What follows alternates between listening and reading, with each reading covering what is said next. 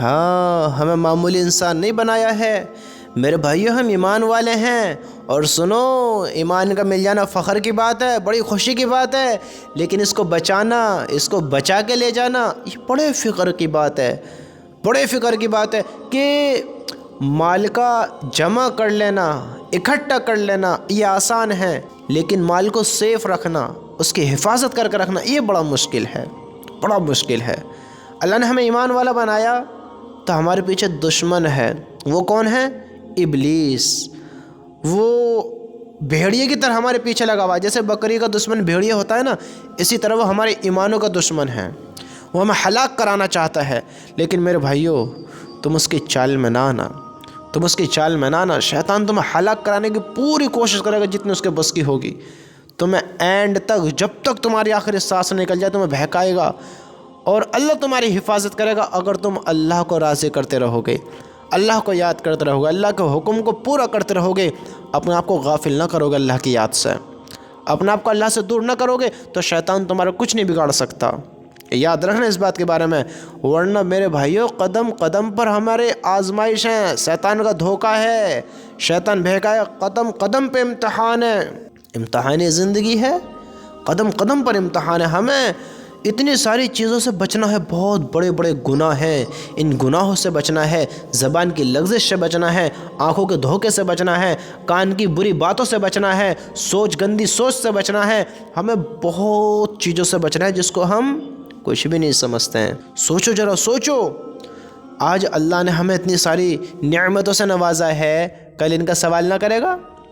آنکھوں کا غلط استعمال تو نہیں کیا، زبان کا غلط استعمال تو نہیں کیا؟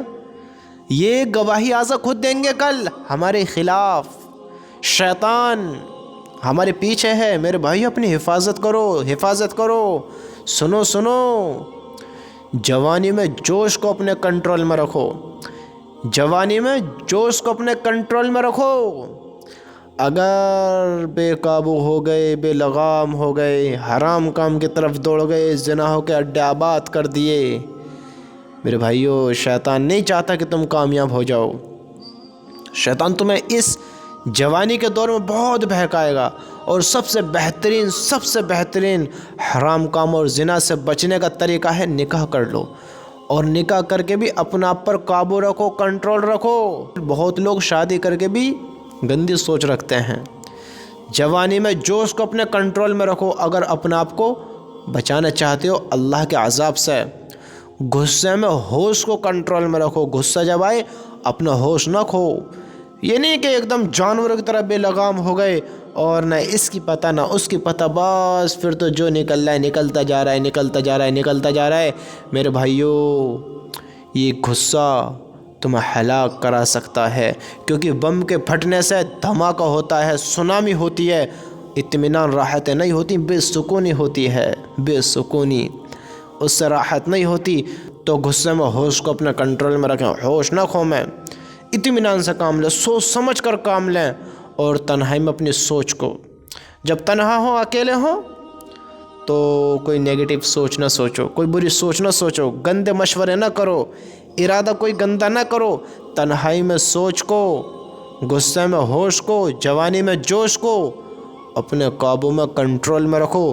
اگر تم عقل مند ہو، سمجھدار ہو، یہ ہمیں اتنی ساری نعمتیں ملی ہیں، معمولی نہیں ہے، معمولی نہیں ہے، ان کی حفاظت کرنی ہے۔ یہ بہت بڑی بڑی نعمتیں ہیں، ذرا سوچو تو سی، اگر ایک سے بھی محروم ہوگا تو کیا ہوگا، کیا ہوگا؟ میرے بھائیو، اتنی ساری چیزیں ہیں، میں تمہیں کیا کیا بتاؤں، کس طرح بتاؤں۔ آپ اپنے اوپر پورا کنٹرول رکھیں، آپ اپنے آپ کو غلط کاموں سے روکیں، غلط کاموں سے روکیں۔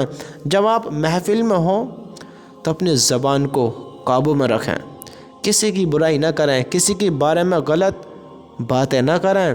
اگر تم اب 4 لوگوں میں کسی کی برائی کرو گے، یہاں سے جاتے پھر وہ 4 لوگ تمہاری برائی کریں گے، اور تمہارے برا ہونے کے لیے یہ کافی ہے، یہ کافی ہے تمہارے برا ہونے کے لیے کہ تم کسی کی برائی کر رہے ہو۔ اور جب تم بازار میں جاؤ تو اپنی نگاہوں کو کنٹرول میں رکھو، کیونکہ بے حیائی، بے پردگی بازار میں کھلے عام ہے، کھلے عام۔ اللہ کو ناپسند جگہ سب سے کون سی ہے؟ بازار۔ جو سب سے زیادہ ناپسند ہے اللہ کو وہ ہے بازار، سمجھتے ہو؟ بازار میں اپنی نگاہوں کو، محفل میں زبان کو तन्हाई में सोच को, गुस्से में होश को और जवानी में जोश को।